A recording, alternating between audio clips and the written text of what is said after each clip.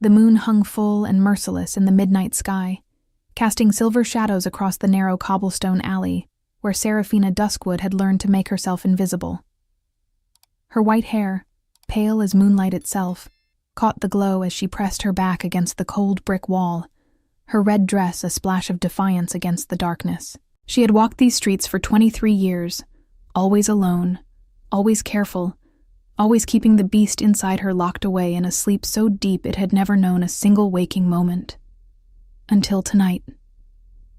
The old woman's scream pierced the air like a blade through silk. Seraphina's head snapped toward the sound, her heart already racing before her mind could catch up. Through the fog that rolled thick and wet across the alley, she saw them. 4 men circling a frail figure, whose silver-white hair reminded Seraphina of her own reflection.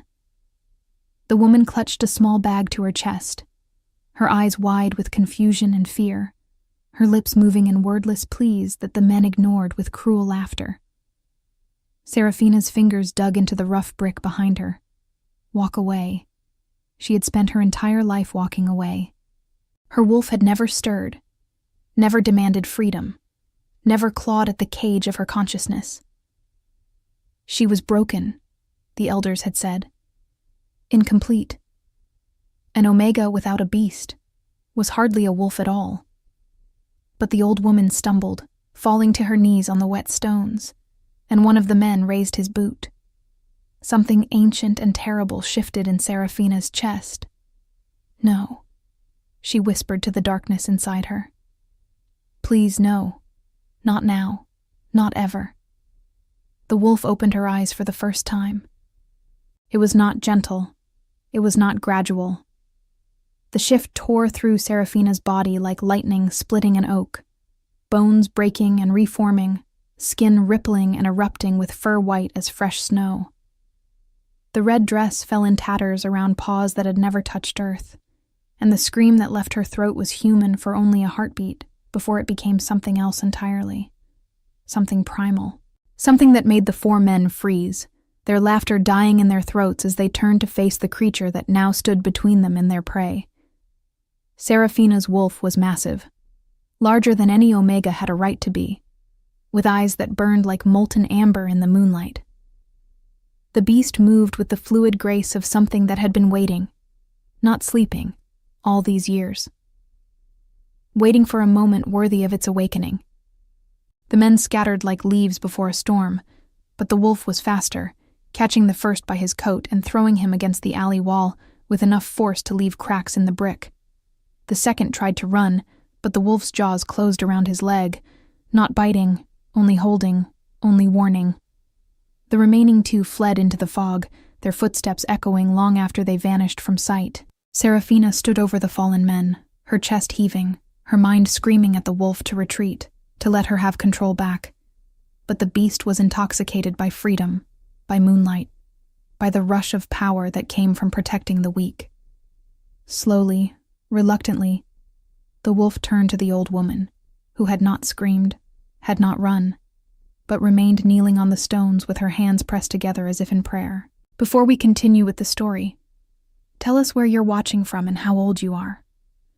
I hope you enjoy the story. Thank you, child, the woman whispered, and her voice carried a strange weight, as if it held more than simple words. Thank you for waking.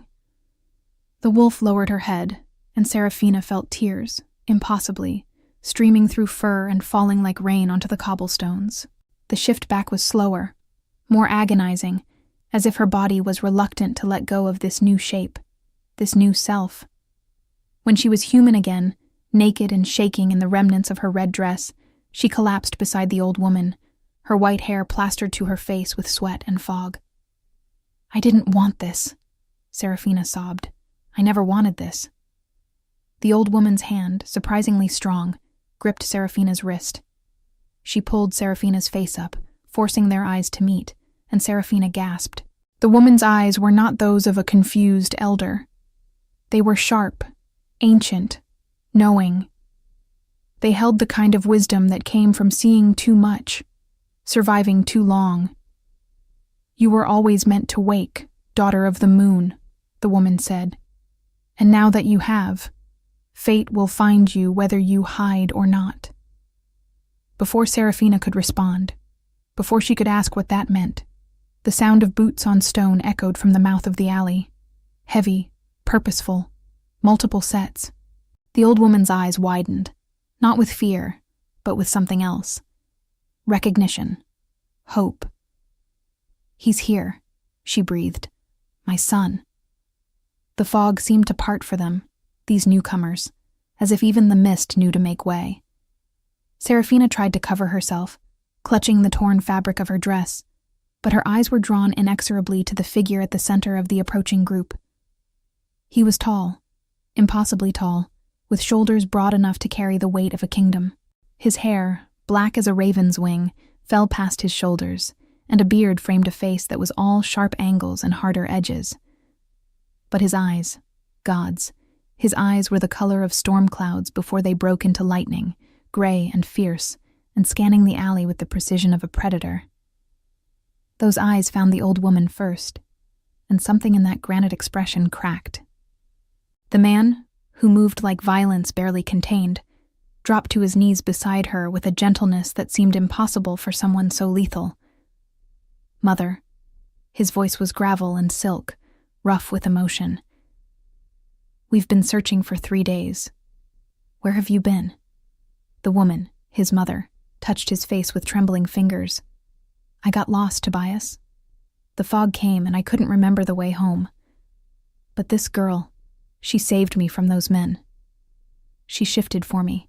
Only then did Tobias Ironshade, Alpha King of the Northern Territories, turn his attention to Serafina. The weight of his gaze was like being pinned beneath an avalanche. She watched his nostrils flare, watched his eyes darken as he scented her.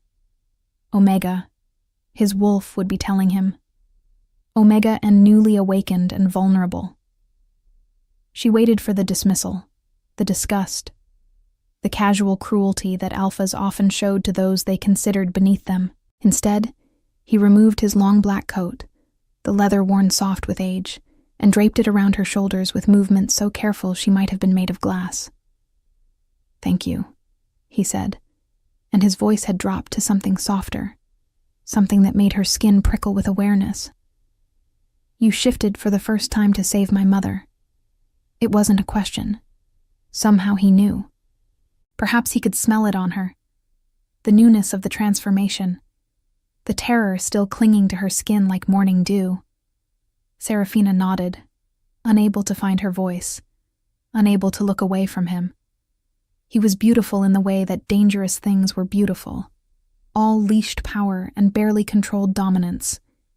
But when he looked at his mother, when he had touched her face, Serafina had seen something else entirely. "I need to take her home," Tobias said, helping his mother to her feet with infinite care. "But you." He turned back to Serafina, his eyes searching hers with an intensity that made her breath catch. "I owe you a debt. The Alpha King does not forget those who protect his family." He reached into his coat, still wrapped around Serafina's shoulders, and retrieved a card, heavy stock with silver lettering. His hand brushed hers as he passed it over, and the contact sent a shock of electricity up her arm that made her wolf, still so new and raw inside her, lift its head with interest. "Come to the palace tomorrow," Tobias said. "Let me repay what you've done." Then he was gone, his guards surrounding him and his mother, disappearing into the fog as if they had never been there at all. Serafina remained kneeling in the alley, clutching his coat around her body, the card pressed against her palm like a brand. She could still feel the ghost of his touch, still smell the scent of him that clung to the leather, pine and smoke and something wild that made her newly awakened wolf pace restlessly behind her ribs. The card bore a single address and a name written in bold masculine script. Tobias Ironshade, Alpha King. Serafina walked home through streets that suddenly felt different, as if the world had shifted on its axis the moment her wolf had opened its eyes. Her small apartment above the bakery was cold and empty, as it always was. But tonight, the emptiness felt heavier, more profound. She stood before the cracked mirror in her bathroom, staring at her reflection. Her white hair was tangled and wild. Her amber eyes, always unusual, now seemed to glow with an inner light. She touched her face, her neck, her shoulders, searching for some outward sign of the change that had torn through her. But her skin was unmarked, pale and smooth as always.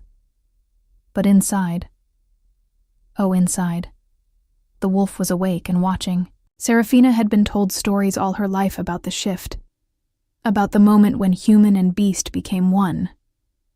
But no one had prepared her for this, for the feeling of being two selves in one body, for the constant awareness of another consciousness brushing against her thoughts. The wolf was not aggressive, not demanding, but it was curious, restless, eager to understand this new world it had been born into. "Why did you wake?" Serafina whispered to the mirror, to herself, to the beast inside her. "Why now?" The wolf had no words, but it sent her an image, a feeling. The old woman's face, the fear in her eyes, the need to protect, to save. The wolf had woken because it was needed, because Serafina's human heart had finally wanted something more than it wanted to hide. Sleep claimed her eventually, though it was restless, filled with dreams of running through forests she had never seen, of hunting prey she couldn't name, of a pair of storm-gray eyes that watched her with an intensity that was both terrifying and thrilling. When dawn broke gray and cold through her small window, Serafina woke with the card still clutched in her hand. The edges pressed so deeply into her palm they left marks. She should throw it away. She should forget about the Alpha King and his debt and return to her invisible life. But the wolf stirred inside her, and Serafina knew, with a certainty that terrified her, that her invisible life was over. The wolf would not go back to sleep. It would not allow her to hide anymore. The palace stood on the hill overlooking the city like a crown of stone and iron, its towers reaching toward the sky as if trying to pierce the clouds. Serafina had seen it 1,000 times from a distance, had walked in its shadow, but had never imagined she would pass through its gates. The guards at the entrance checked her card, their eyes widening slightly at the sight of the Alpha King's personal seal, and waved her through without question. Inside, the palace was a maze of corridors and courtyards, of marble floors that echoed with every footstep and tapestries that depicted battles and victories from centuries past. A servant, an older wolf with kind eyes, led Serafina through the labyrinth, up sweeping staircases and down hallways lined with doors. Finally, they stopped before a set of double doors, carved with the image of a great wolf howling at the moon. "The Alpha King is expecting you," the servant said, and pushed the doors open. The room beyond was a study, lined with books and maps, a massive desk dominating the center. But Serafina's eyes went immediately to the figure standing by the window, his back to her, his hands clasped behind him. Tobias Ironshade seemed even larger in daylight, the sun streaming through the window catching the blue-black highlights in his long hair. He wore a simple black shirt and dark pants, no crown, no royal regalia, but his presence was so commanding that he needed no symbols of power. He turned as she entered, and for a moment, neither of them spoke. His eyes traveled over her, taking in the simple gray dress she had worn, the white hair she had tried and failed to tame, the way she clutched her hands together to keep them from shaking. When his gaze met hers, Serafina saw something in those storm-gray depths that made her breath catch. Recognition.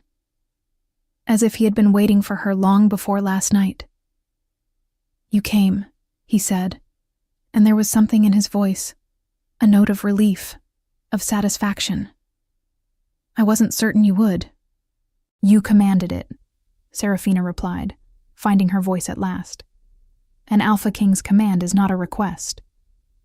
Something that might have been amusement flickered across his face. "I don't command you, Serafina Duskwood. I invited you. There's a difference." He knew her name. She hadn't given it to him. The realization sent a shiver down her spine. Of course he knew. He was the Alpha King. He probably knew everything about everyone in his territory. My mother wishes to thank you herself, Tobias continued, gesturing toward a door on the far side of the study. She's been asking for you since dawn. But first, I need to understand what happened last night. You shifted for the first time to save her. Again, not a question. Serafina nodded slowly. I've never shifted before. My wolf. She paused, searching for the right words. My wolf has been asleep since birth. Everyone said I was broken, that I would never be a true wolf. Tobias moved toward her, each step deliberate, controlled. And Serafina's newly awakened wolf stirred inside her, not with fear, but with interest. He stopped close enough that she could feel the heat radiating from his body, could see the flecks of silver in his gray eyes. You're not broken, he said, and his voice was so certain, so absolute, that Serafina almost believed him. Your wolf was waiting. Some beasts know that the world is cruel, that it will try to break us if it can. Your wolf kept you safe the only way it knew how, by staying hidden until you were strong enough to bear its strength. How can you know that? Serafina whispered. Because I was the same, Tobias said, and the confession seemed to cost him something. My wolf didn't wake until I was 16, nearly too late for an alpha. My father thought I was weak. He tried to beat the beast out of me, tried to force the shift through pain and fear. But my wolf refused until the day my father raised his hand to my mother. Then, it woke. And when it did, he paused, his jaw tightening. It was not gentle. Serafina saw it then, in his eyes, the shadow of old pain, old rage. She understood instinctively that when Tobias's wolf had finally emerged, his father had learned the price of cruelty. The Alpha King did not become king by birthright alone. My mother wants to meet you properly, Tobias said, breaking the heavy silence. But I should warn you, she's, he paused, searching for words, convinced you're something special. She keeps calling you the Moonborn. Serafina followed him through the door into a private chamber, where his mother sat in a chair by the fire, a blanket across her lap despite the warmth of the room. In daylight, without the fog and fear, the woman looked different. Frailer. Older. But her eyes, those sharp, ancient eyes, were the same. Child, she said, reaching out a hand toward Serafina. Come here, let me see you properly. Serafina approached slowly, taking the offered hand. The old woman's fingers were cold, her grip weak, and Serafina felt a pang of fear. This woman, the Alpha King's mother, was not well. The confusion of last night had not been caused by the fog alone. You saved my life, the woman said softly. When I wandered from the palace, when I forgot who I was and where I belonged, you brought me back. Not just from those men, but from the fog in my mind. When you shifted, when your wolf howled, it cut through the confusion like moonlight through clouds. I remembered my name, my son, my home. Tears gathered in the old woman's eyes. Tobias moved to her side instantly, kneeling beside her chair, his large hand covering hers with infinite gentleness. Serafina watched the way he looked at his mother, the fierce protectiveness, the tender devotion, and something in her chest tightened painfully. The doctors say it will get worse, the woman continued, her voice barely a whisper. The forgetting. Soon I won't know him at all. But last night, because of you, I had clarity. I had myself back, even if only for a while. I'm glad I could help, Serafina said, and meant it with every fiber of her being. The woman squeezed her hand. You are special, child, Moonborn. Your wolf woke under the full moon to save a stranger. That kind of purity, that kind of selflessness, it's rare. The moon has marked you for great things.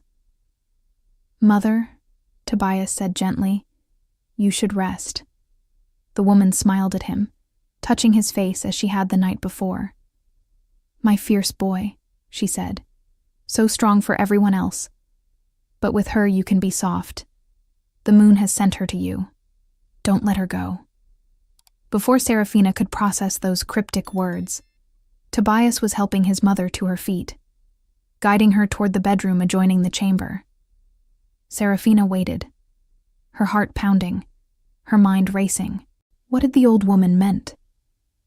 "The moon has sent her to you." It was madness. Serafina was nobody, an omega with a wolf that had slept for 23 years. She didn't belong in a palace, didn't belong near an alpha king. But when Tobias returned, closing the bedroom door softly behind him, and turned those storm-gray eyes on her again, Serafina felt her wolf rise inside her, felt it push against her consciousness, with something that felt dangerously like longing. "My mother has visions sometimes," Tobias said, running a hand through his long black hair. "The sickness in her mind, it gives her glimpses of things. Usually they're fragments, nonsense. But sometimes," he paused, his eyes searching Serafina's face, "sometimes she sees true." "You don't believe I'm moonborn," Serafina said. It wasn't a question. "I believe you're remarkable," Tobias said simply. "I believe you shifted for the first time, something most wolves do before they can walk, to save a woman you didn't know. I believe your wolf is powerful beyond measure. I felt it last night, the strength in your beast. And I believe—" He stepped closer, so close she had to tilt her head back to maintain eye contact, "that I owe you more than gratitude." "What do you owe me?" Serafina asked, her voice barely more than a breath. "A chance," Tobias said. "A chance to know you. To understand why my wolf recognized yours the moment I caught your scent. To discover why I've thought of nothing but you since I found you in that alley." His words hung in the air between them, heavy with implication, with possibility. Serafina knew she should step back, should run, should return to her invisible life and forget this impossible man with his storm-gray eyes and his gentle hands. But her wolf had other ideas. Her wolf wanted to stay, wanted to know him, wanted to understand why his presence made her feel alive in a way she never had before. "I don't belong here," Serafina said, but even she could hear the weakness in her protest. "Then where do you belong?" Tobias asked, and it was a genuine question, not a challenge. "Tell me, Serafina Duskwood, where does a moon-born omega with a wolf as powerful as an alpha belong if not here?" She had no answer. She had never belonged anywhere. Her parents had died when she was young, leaving her to the mercy of distant relatives who saw her as a burden. When her wolf failed to wake, when the years passed and she remained locked in human form, they had cast her out. She had survived alone, invisible, unwanted, until last night, until she had chosen to be seen. "Stay," Tobias said, and this time it was a request, soft and earnest. "Stay at the palace, not as a servant, not as a subject, but as a guest. Let me repay the debt I owe you. Let me—" He paused, and she saw a vulnerability flash across his face. "Let me know you." "For how long?" Serafina asked. "For as long as you wish," Tobias replied. "A day, a week, a lifetime. The choice is yours. I will never command you, Serafina. I will only ask." The word yes formed on her lips before she could stop it, before logic could intervene, before fear could paralyze her. "Yes," she said, and watched something fierce and primal light in his eyes. "I'll stay." The days that followed blurred together like watercolors in rain. Tobias gave her a suite of rooms in the east wing, overlooking the gardens, with windows that caught the morning sun and turned her white hair to gold. The chambers were larger than any place she had ever lived, decorated in soft creams and pale blues, with a bed so comfortable she sank into it like a cloud. Fresh flowers appeared on her table every morning, always white roses, and she wondered if Tobias had chosen them himself, or if he had simply told the servants to match her hair. He never pushed, never demanded, but he was always near, finding excuses to seek her out, to walk with her through the palace grounds, to sit with her during meals.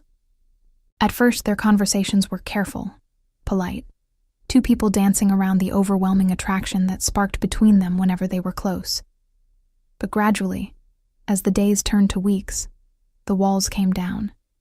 He told her about his duties as Alpha King, the constant negotiations with other packs, the delicate balance of power he had to maintain, the way every decision he made affected thousands of lives. The weight of it would have crushed most people, but Tobias bore it with a quiet strength that took her breath away.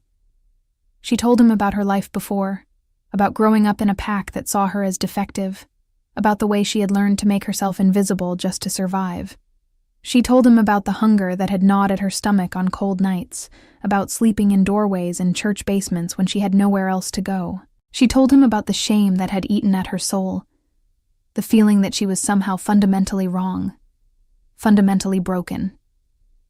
And as she spoke, as she shared these pieces of herself that she had never shared with anyone, she watched his expression darken with a fury that was not directed at her, but for her, on her behalf. "If anyone had harmed you," he said one evening as they sat in the library, his voice low and dangerous, "if anyone had touched you or hurt you in ways you haven't told me, give me their names. I will make them understand the price of such cruelty." The fierce protectiveness in his words made her wolf purr with satisfaction, but Serafina shook her head. "The past is past," she said softly. "They hurt me with neglect and indifference, not violence. And those wounds, while they still ache sometimes, are healing now. Because of you. Because you see me as I truly am." Tobias reached across the space between them, his hand covering hers where it rested on the arm of her chair. "I see you," he said, and the words were a promise, a vow. "And I will spend every day of my life making sure you never feel invisible again." But it was in the quiet moments that Serafina began to understand the truth of him, to see past the crown and the power to the man beneath. She saw the way he spoke to the palace servants, learning their names, asking about their families, remembering details about their lives that most nobles would never bother to notice. She watched him stop in the middle of important business to help an elderly cook carry a heavy pot, his laughter genuine when the woman scolded him for getting in her way. She witnessed him settle a dispute between two pack members with wisdom and fairness, listening to both sides with patience before rendering a judgment that left both parties satisfied. She saw the way he spoke to the palace servants, with respect and genuine interest in their lives. She watched him train with his guards in the courtyard each morning, fierce and unrelenting, moving with a lethal grace that made her mouth go dry. But he was never cruel, never used his superior strength to humiliate or dominate. Instead, he taught, demonstrating techniques and correcting form with patience, pushing his warriors to be their best without breaking their spirits. And when young wolves came to him for mentorship, those struggling to control their shifts or harness their strength, he gave them his time without hesitation, working with them until they found their confidence. And she witnessed his devotion to his mother, the hours he spent sitting with her, reading to her from books she had loved when her mind was clear, holding her hand when the confusion returned and she forgot who he was. Serafina would stand in the doorway sometimes, watching, her heart breaking for both of them. She saw the way his mother would look at him with fear, asking who he was, where she was, why this strange man was in her room. And she saw the way Tobias would smile through the pain, his voice infinitely gentle as he said, "It's all right, Mother. You're safe. I'm Tobias, your son. I love you." Even when the words didn't penetrate the fog, even when his mother pushed him away, he never lost his patience, never showed anything but love. It was during one of these episodes that Serafina truly fell in love with him. His mother had been particularly agitated, convinced that Tobias was an intruder come to harm her. She had struck him across the face with surprising strength, her nails leaving scratches on his cheek. The guards had moved to restrain her, but Tobias waved them back, catching his mother's hands in his with infinite gentleness. "Mother, it's me," he said, and his voice cracked slightly. "It's your Toby, Your little boy who used to hide in your skirts when the thunderstorms came. Remember? You would sing to me. You would tell me I was brave. For a moment, recognition flickered in the old woman's eyes. My Toby, she whispered, touching his wounded cheek with trembling fingers. I hurt you. I'm sorry. I'm so sorry. You could never hurt me, Tobias said, and kissed her forehead. Never.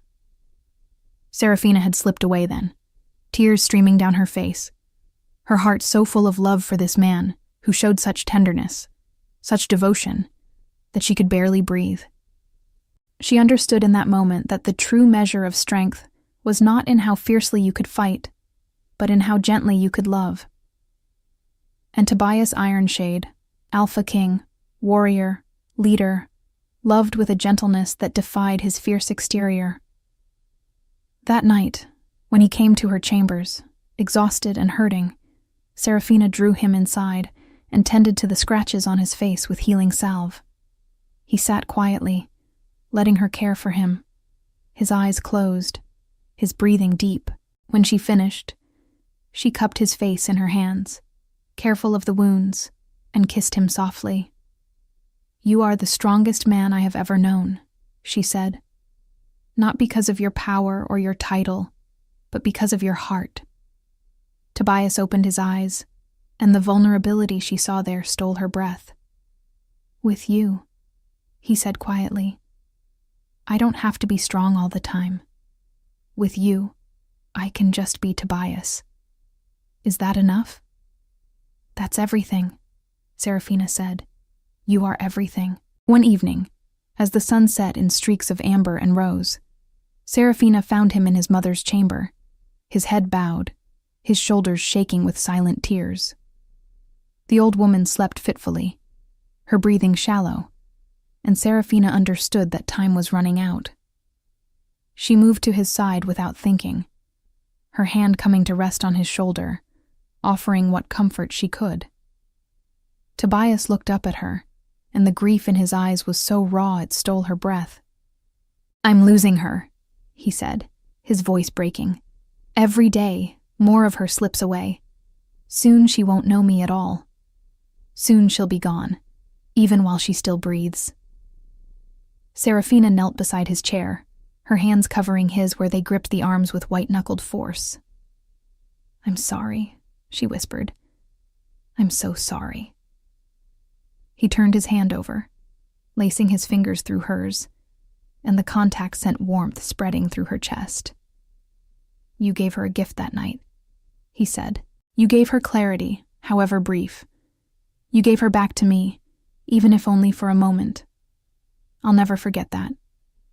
In the weeks that followed, Serafina found herself drawn deeper into the life of the palace, into Tobias's life.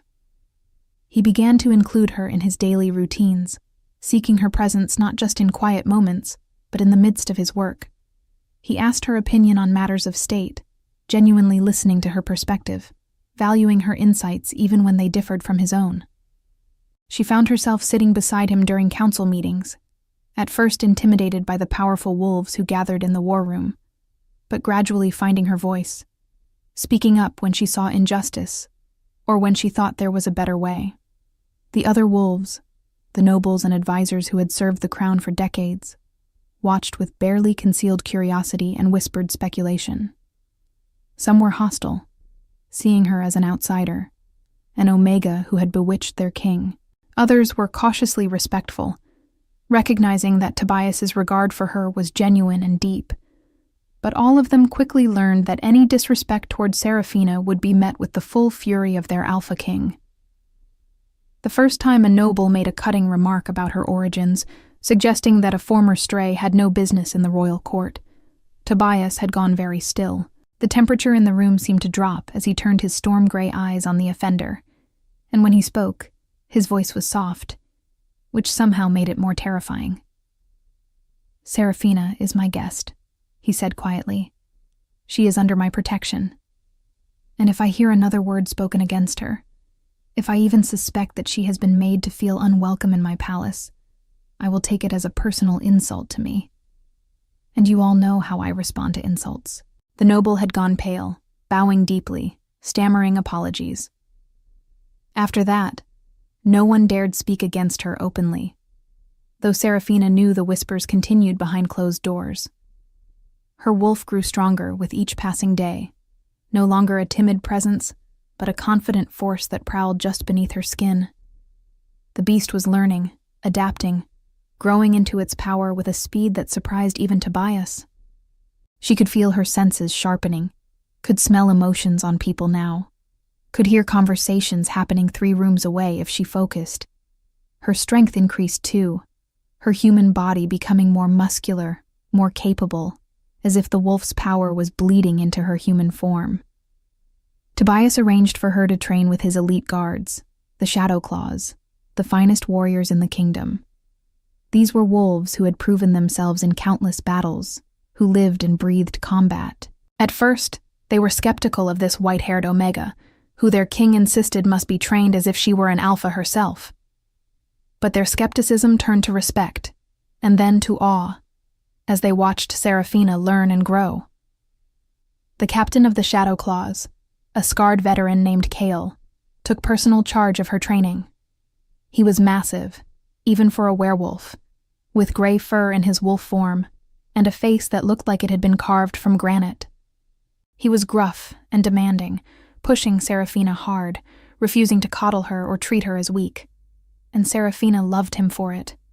She threw herself into the training with a fierce determination, falling and rising, bleeding and healing, learning to control the shift with increasing precision. At first, her transformations were still painful, still unpredictable.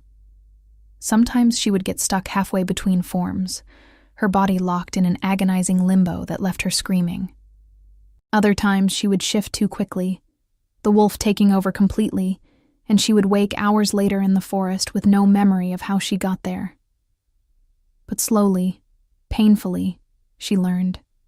She learned to hold the edge between human and wolf, to shift only her hands into claws when she needed them, to strengthen her human body with her wolf's power without fully transforming. She learned to fight in both forms, to use her smaller size as an Omega to her advantage, slipping under the guard of larger opponents, using speed and agility where she lacked brute strength. She learned to think like a predator, to read her opponent's movements, to anticipate attacks before they came. And most importantly, she learned to trust her instincts, to listen to her wolf's voice without letting it overwhelm her human reason. It was during one of these training sessions, 3 months after she had come to the palace, that everything changed. Seraphina was sparring with Kyle in wolf form in the palace training yard. The morning sun was bright, the air crisp with autumn chill. Other guards had gathered to watch, as they often did, fascinated by the white wolf who moved with increasing confidence and skill. Tobias stood at the edge of the yard, his arms crossed, his expression unreadable as he watched his mate train. Kale circled her, his massive gray wolf easily twice her size, testing her defenses. He lunged, and Seraphina dodged, her white form a blur of motion. They exchanged blows, neither gaining the advantage, a dance of tooth and claw that was beautiful in its violence. Then Kale changed tactics, going low, trying to sweep her legs out from under her.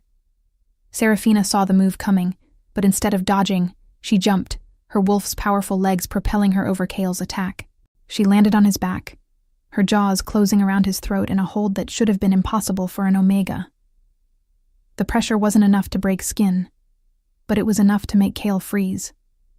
For a long moment, neither of them moved.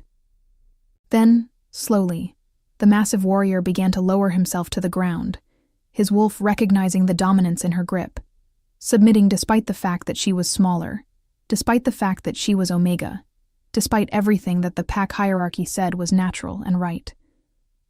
When Seraphina released him and shifted back to human form, panting and sweating in the training clothes she wore, the entire yard was silent.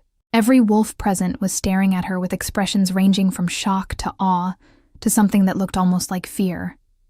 Kyle shifted back, touching his throat where her jaws had been, his eyes wide. "That was not the strength of an Omega," he said, his voice rough with something that might have been respect or might have been unease. That was the strength of an alpha. Of a true alpha. Serafina looked at Tobias, who had gone very still, his eyes locked on her with an intensity that made her skin prickle. He crossed the yard in long strides, dismissing the guards with a gesture that brooked no argument, waiting until they were alone before speaking. That was not the strength of an Omega, he said, echoing Kale's words. That was the strength of an alpha of alpha blood. That's impossible, Serafina said. But even as she spoke, she felt the truth of his words resonating in her bones. Her wolf was not submissive. It never had been. It had simply been waiting, hiding its true nature. And now that it was awake, it would not be diminished or denied or put into a box labeled Omega just because that's what everyone expected. That's impossible, Serafina said. But even as she spoke, she felt the truth of his words resonating in her bones. Her wolf was not submissive. It never had been. It had simply been waiting, and now that it was awake, it would not be caged or diminished. Nothing about you is impossible, Tobias said, and he reached out, his fingers brushing a strand of white hair from her face. You're a mystery, Serafina Duskwood, and the more I learn about you, the more I want to know. His touch lingered, his thumb tracing the line of her jaw, and Serafina's breath caught as heat flooded through her. She had never been touched with such reverence, such barely restrained desire. The air between them seemed to crackle with tension, with all the unspoken words that had been building since that first night in the alley. Tobias, she whispered, and his name on her lips seemed to break something in him. He pulled her close, his arms wrapping around her with a fierceness that should have been frightening but instead felt like coming home. I can't, he said against her hair, his voice raw with emotion. I can't keep pretending this is just gratitude. I can't keep pretending I don't feel this pull between us. From the moment I saw you, from the moment I caught your scent, my wolf has been howling for you. Mine too, Serafina admitted, her hands fisting in his shirt. I don't understand it. I don't know what it means, but I feel it too. He pulled back just enough to look at her, his storm-gray eyes searching hers. The mate bond, he said softly. It's the only explanation. The moon has chosen you for me, and me for you. The words should have terrified her. The mate bond was sacred, eternal, the rarest gift the moon could bestow. But standing in Tobias's arms, feeling the rightness of his touch, the way their wolves sang to each other beneath their skin, Serafina felt only peace, only certainty. I'm afraid, she confessed. I don't know how to be what you need. I don't know how to be a mate to an alpha king. Tobias cupped her face in his hands, his touch so gentle it brought tears to her eyes. I don't need a queen, he said. I don't need someone perfect or powerful or political. I need you. Just you. The woman who shifted for the first time to save a stranger. The woman who sits with my mother and brings her comfort. The woman who makes me feel like I can breathe for the first time in years. Then he kissed her, and it was like lightning and moonlight and everything wild coming together in a single perfect moment. Serafina melted into him, her arms winding around his neck, her wolf howling with joy inside her chest. When they finally broke apart, both breathing hard, Tobias rested his forehead against hers. Stay with me, he said. Not as a guest, not for a debt, but as my mate, as my equal, as the other half of my soul. Yes, Serafina said, and this time there was no hesitation, no fear, only love, only certainty. Yes. The mating ceremony was held under the full moon, in the ancient grove where generations of wolves had pledged themselves to each other. The grove was sacred ground, protected by magic older than memory, where massive oaks twisted their branches toward the sky, and wildflowers grew thick as carpets. Lanterns hung from the trees, casting warm golden light that competed with the silver of the moon, and the air was thick with the scent of night-blooming jasmine and wild roses. Serafina wore a dress of white silk, that seemed to glow in the moonlight, hand-sewn by the palace seamstresses with tiny crystals that caught the light like captured stars. The dress flowed around her like water, leaving her arms bare, the neckline dipping low enough to show the graceful line of her collarbones. Her white hair had been left loose and wild down her back, woven with moonflowers that released their sweet perfume with every movement. She wore no jewelry except for a simple circlet of silver that rested on her brow, making her look like something out of legend, a moon goddess descended to earth. Tobias stood waiting for her at the center of the grove, and when she emerged from the path between the trees, his breath caught audibly. He was dressed in black, as always, but this was no ordinary clothing. His shirt was made of silk so fine it seemed to shimmer, embroidered with silver thread in patterns that mimicked wolf tracks and moon phases. His long hair had been braided with silver chains that glinted when he moved, and someone had woven dark flowers, nightshade and black roses, into the braids. He wore his crown, the heavy circlet of iron and silver that marked him as king, but Serafina barely noticed it. She saw only him, only the man who looked at her like she was the most precious thing in all the world. The pack surrounded them, hundreds of wolves who had come to witness their alpha king claim his mate. They stood in concentric circles around the sacred stone at the heart of the grove, the youngest wolves in human form at the outer edges, the elders and council members closer in, and the elite guards forming an honor circle just beyond the stone itself. But as Serafina walked the path toward Tobias, moving slowly as tradition demanded, she saw only him. The world narrowed to the man waiting for her, his storm-gray eyes never leaving her face. When she reached him, he took her hands in his, and the touch sent sparks of electricity racing up her arms, her wolf surging inside her with recognition and joy. His hands were shaking slightly, she realized, this powerful alpha king nervous as a boy taking his first mate. The thought made her love him even more. The elder performed the ritual, speaking the ancient words in the old tongue, the language of their ancestors. Serafina didn't understand all of it, but she felt the power in the words, felt them wrapping around her and Tobias like invisible threads, binding them together. The elder called upon the moon to witness and bless their union, called upon the spirits of the forest to grant them strength, called upon the ancient magic of their kind to seal the bond that already existed between their souls.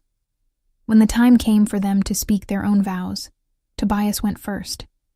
His voice was rough with emotion, but it carried clear and strong through the grove, ensuring that every wolf present could hear. "Serafina Duskwood," he said. His gray eyes locked on hers. "You came into my life on a night when I had lost hope. You saved my mother, not for reward or recognition, but because your heart is pure and your spirit is fierce. You woke your wolf for the first time not to save yourself, but to protect someone weaker. That is who you are. That is why the moon chose you for me. You are my light in the darkness. You are my peace in the storm. You are the other half of my soul, and I claim you, now and forever, as my mate, my equal, my partner in all things. I vow to protect you with my life, to honor you with my heart, to love you with every breath I take until the moon falls from the sky and the stars grow cold. You are mine, and I am yours, from this night until the end of all nights." Tears streamed down Serafina's face, and when she spoke, her voice trembled but did not break. "Tobias Ironshade," she said, "you showed me that I was not broken, only waiting. You taught me that strength is not in how fiercely you fight, but in how gently you love. You gave me a home when I had none, a family when I was alone, a purpose when I thought I had nothing to offer. You see me, truly see me, and you love what you see. That is the greatest gift anyone has ever given me. I claim you as my mate, my king, my heart.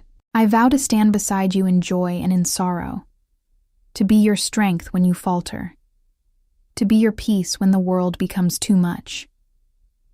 I will love you fiercely and gently, completely and eternally, from this night until the end of all nights and beyond." The elder placed their joined hands on the sacred stone, and Seraphina felt power surge through her, felt the mating bond snap into place with such force it stole her breath. She gasped, and Tobias's grip on her hands tightened, his own eyes wide with wonder.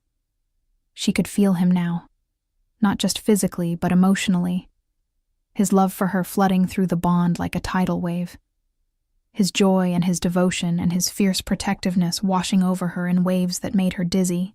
And he could feel her too, she realized, watching his expression shift as he experienced her emotions, her overwhelming love for him, her gratitude, her absolute certainty that he was hers and she was his, and nothing would ever come between them. The bond settled between them like a living thing, pulsing with power, connecting them in ways that went beyond words or touch or thought. The elder smiled, ancient and knowing, and spoke the final words of the ritual. By the power of the moon and the blessing of our ancestors, I declare you mated, bound for eternity, two souls made one. Let all who witness know that what the moon has joined, no force on earth can tear asunder. The pack erupted in howls, the sound so loud and joyous it seemed to shake the very trees. But Seraphina and Tobias heard none of it. They were lost in each other, in the wonder of the bond, in the overwhelming rightness of this moment. Then, simultaneously, without planning or discussion, they shifted. When the time came for them to seal the bond, Tobias shifted, his massive black wolf towering over the gathered pack, easily the largest wolf present, his fur so dark it seemed to absorb the moonlight. Seraphina followed, her transformation smooth now, practiced, her white wolf gleaming like freshly fallen snow in the moonlight, almost luminescent against the darkness. Where Tobias's wolf was all power and dominance, hers was grace and speed.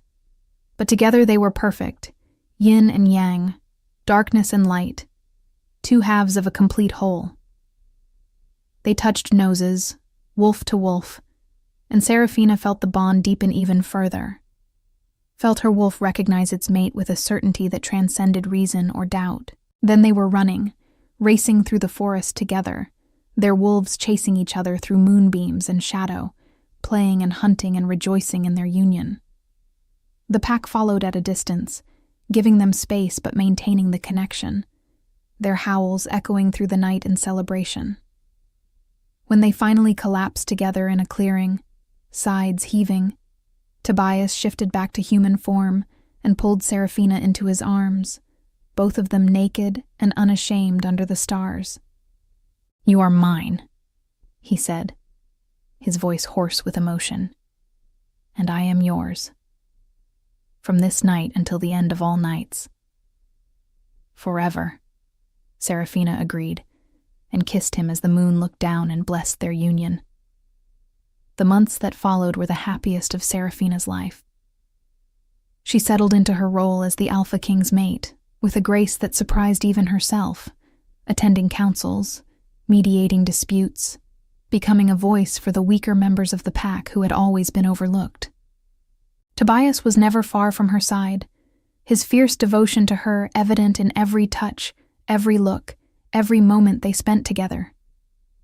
To the world, he remained the Alpha King, powerful and unyielding. But with her, in the privacy of their chambers, he was simply Tobias, the man who loved her with a fierceness that took her breath away. But happiness, Seraphina was learning, was a fragile thing. His mother's condition continued to deteriorate, the lucid moments becoming fewer and farther between.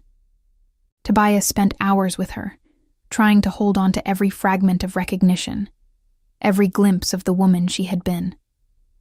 Seraphina stayed with them often, her presence seeming to bring the old woman comfort, even when she couldn't remember names or faces. It was on a night when the moon was dark, hidden behind thick clouds, that his mother took a turn for the worse. Seraphina woke to find Tobias's side of the bed empty, and she knew instantly where he would be. She found him in his mother's chamber, holding her hand, as the old woman struggled for breath. The healers stood nearby, their expressions grave, and Serafina understood that this was the end. She moved to Tobias's other side, her hand coming to rest on his shoulder, offering what comfort she could. His mother's eyes, clouded with pain and confusion, flickered open, and for a moment, just a moment, they cleared. She looked at Tobias, then at Serafina, and a smile crossed her face. "My son," she whispered. "You found her. You're moonborn. I knew you would." "I found her, Mother," Tobias said, his voice breaking. "She's here. Serafina is here." The old woman's hand lifted, trembling, reaching for Serafina. "Guard him, child," she said. "When the darkness comes, when he forgets who he is, you guard him. You are his light, his moon in the dark." "I promise," Serafina said, tears streaming down her face. "I promise." The old woman smiled, content, and closed her eyes for the last time. The breath left her in a long, gentle sigh, and she was gone. Tobias's cry of grief was that of a wounded animal, raw and terrible, and Serafina held him as he shattered, held him as he raged against the unfairness of it, held him as he finally broke down and wept like a child. The funeral was held with all the ceremony befitting the mother of an Alpha King. The entire pack mourned, the howls of grief echoing through the night. But it was Tobias's howl that cut the deepest, a sound of such profound loss that it made even the strongest wolves weep. Serafina stood beside him throughout it all, his hand gripping hers like a lifeline, her presence the only thing keeping him anchored to the world. In the weeks that followed, Serafina watched Tobias withdraw into himself, the grief eating at him like a disease. He threw himself into his duties, working until exhaustion claimed him, refusing to talk about his mother, refusing to process the loss. To the pack, he remained strong, the unshakable Alpha King. But Serafina saw the cracks, saw the way his hands shook when he thought no one was looking, saw the haunted look in his eyes. She tried to reach him, tried to break through the walls he had erected, but he pushed her away with a gentleness that was somehow worse than anger. "I'm fine," he would say. "I just need time." But time passed and he only seemed to retreat further, until Serafina felt like she was losing him, watching him slip away into a darkness she couldn't penetrate. It all came to a head one night when Serafina found him in his private study, drunk and staring at a portrait of his mother. She had never seen him like this, disheveled and vulnerable, the mask of the Alpha King completely stripped away. He looked at her with eyes full of such pain, it made her chest ache. "I failed her," he said, his words slurring slightly. "I was supposed to protect her. I'm the Alpha King. I'm supposed to protect everyone. But I couldn't save her. I couldn't even ease her suffering." Serafina crossed to him, kneeling beside his chair, taking his face in her hands. "You did everything you could," she said firmly. "You loved her. You cared for her. You were with her at the end. That's not failure, Tobias. That's devotion." "It wasn't enough," he said, and the tears that fell from his eyes broke her heart. "I'm not enough. I never have been." "You are enough," Serafina said, her voice fierce now. "You are more than enough. You are the man who became king not through cruelty, but through strength and compassion. You are the man who treats the lowest servant with the same respect as the highest noble. You are the man who has shown me what it means to be loved without condition. You are enough, Tobias. You have always been enough." He stared at her, and something in his expression shifted, the walls crumbling just a fraction. "How do you do that?" he asked. "How do you see me so clearly?" "Because you showed me how," Serafina said. "Because when I thought I was broken, you showed me I was just waiting. Let me do the same for you now. Let me be your light in the dark, just as your mother asked." Tobias pulled her into his arms, holding her so tightly she could barely breathe. And finally, he let himself break. He wept against her shoulder, great wrenching sobs that shook his entire body. and Serafina held him through it all, whispering words of comfort and love, promising him that he was not alone, that he would never be alone again. When the storm passed, when he was empty and exhausted, Tobias pulled back just enough to look at her. "I don't deserve you," he said. "You don't get to decide that," Serafina replied with a small smile. "The moon chose us for each other. And I choose you, every day, in every way. The broken parts, the strong parts, all of you." "I love you," Tobias said, and the words held a weight they hadn't before, as if he was finally allowing himself to truly feel them. "I love you more than I thought possible." "I love you too," Serafina said, and kissed him softly. "Now come to bed. Let me hold you. Let me remind you that you're not alone." They slept tangled together that night, and when morning came, Serafina saw a change in him. The grief was still there, would always be there, but it no longer consumed him. He had finally allowed himself to lean on her, to accept the strength she offered, and in doing so, had begun to heal. The seasons turned, winter giving way to spring, and life in the palace found a new rhythm. Tobias slowly returned to himself, though he was changed, softer in some ways, more open. He spoke of his mother often now, sharing memories, both painful and joyful, and Serafina listened, always listening, always there. Their bond deepened in ways she hadn't known possible, until she could feel his emotions as if they were her own, until they moved together as one being in two bodies. It was on a night in early spring, when Serafina realized the truth. She had been feeling strange for weeks, her senses heightened, her wolf restless and protective. When she finally allowed herself to acknowledge what her body was telling her, tears of joy streamed down her face. She was pregnant. She was carrying the heir to the Alpha King. She told Tobias that night, in their bed, her hand pressed against her still flat stomach.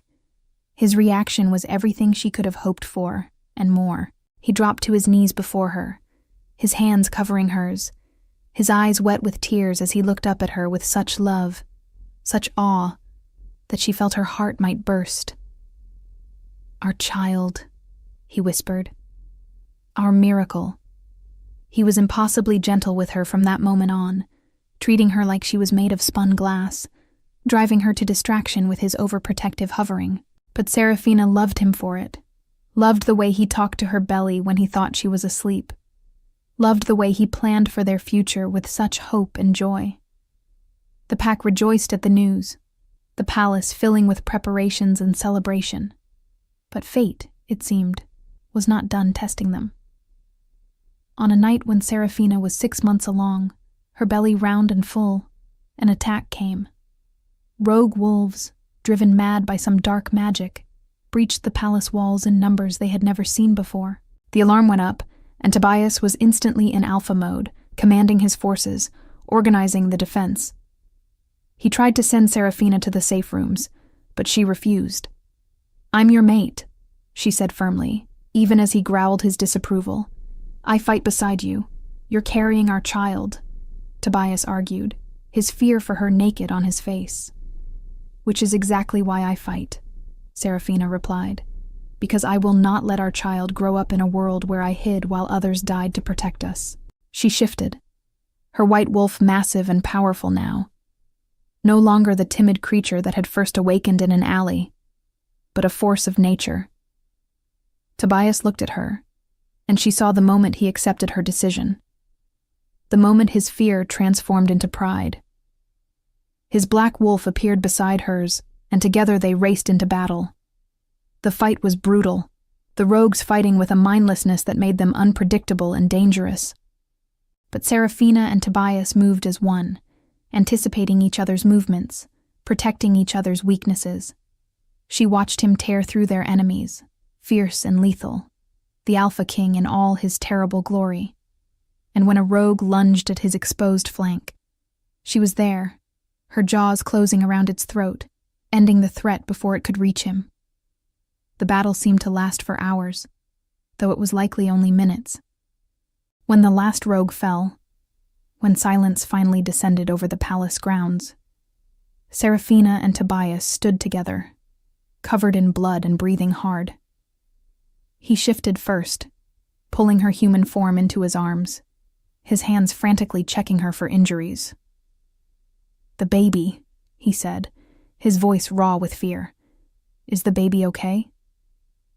Serafina pressed her hand to her stomach, reaching inward with her wolf senses, and felt the strong, steady heartbeat of their child. "We're fine," she said, tears of relief streaming down her face. "We're both fine." Tobias buried his face in her hair, his body shaking. "When I saw you fighting, when I saw that rogue coming at you." He couldn't finish, couldn't voice the terror that had gripped him. "I know," Serafina said softly. "I felt it too. But we're okay. We're all okay."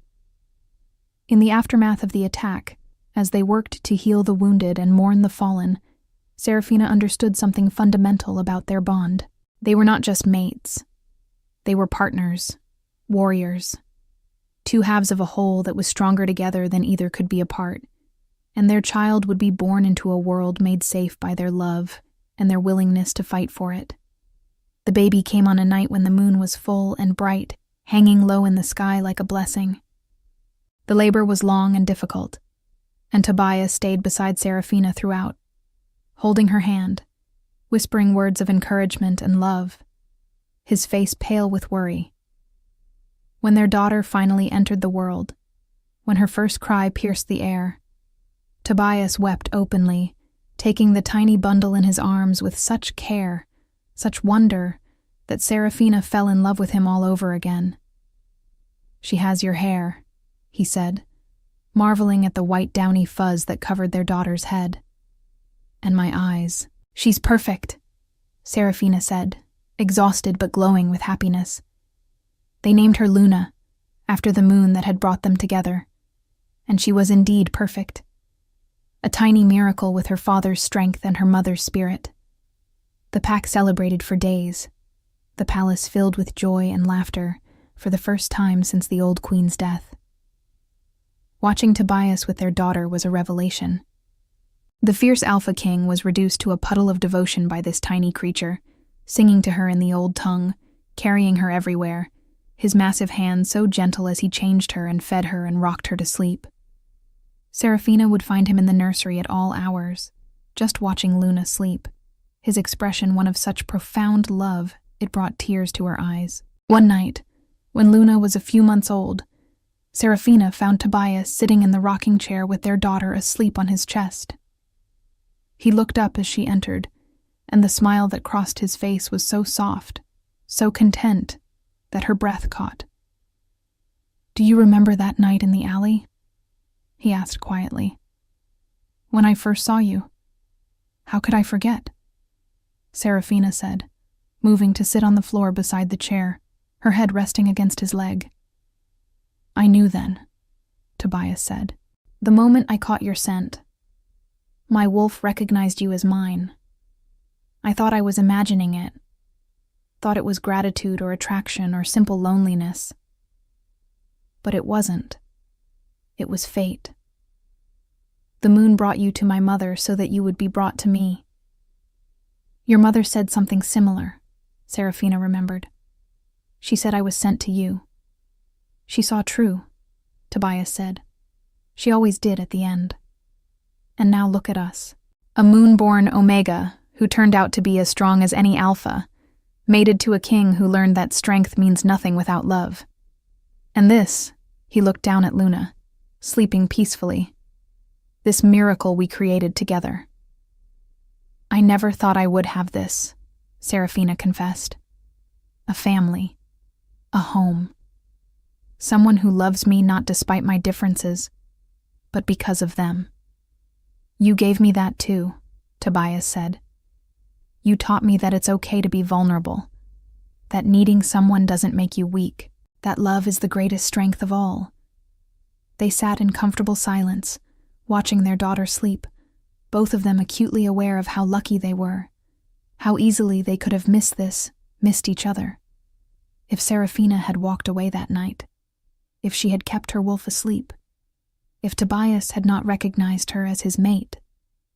But the moon had known. The moon had brought them together in that alley, had woken Seraphina's wolf, had bound them together in a love that would endure for all their days. Years passed in this way, filled with joy and challenges, with love and laughter and the occasional crisis that comes with ruling a pack. Luna grew into a spirited child with her mother's compassion and her father's strength, a perfect blend of both. More children followed, 2 sons who inherited their father's black hair and commanding presence, but who had their mother's gentle hearts. Tobias remained the Alpha King, respected and feared by his enemies, loved by his pack. But with Seraphina, he was simply a man, devoted and tender, never losing the softness he showed only to her and their children. She remained his anchor, his light in the darkness, the one person who could reach him when the weight of the crown became too heavy. On the anniversary of the night they met, Tobias took Seraphina back to that alley, now cleaned up and safe, a small plaque marking the spot where her wolf had first awakened. They stood together in the moonlight, his arms around her back pressed against his chest, and remembered. "I almost didn't come to the palace that day," Seraphina confessed. "I almost threw away your card and went back to my invisible life." "I would have found you anyway," Tobias said with certainty. "I would have searched every corner of the kingdom. My wolf would have driven me mad until I found you." "I'm glad you didn't have to," Seraphina said. "I'm glad I was brave enough to say yes." "You've always been brave," Tobias said, turning her in his arms so he could see her face. "From the moment you shifted to save my mother, you've been the bravest person I know. You saved her. You saved me. You saved us all, really." "We saved each other," Seraphina corrected.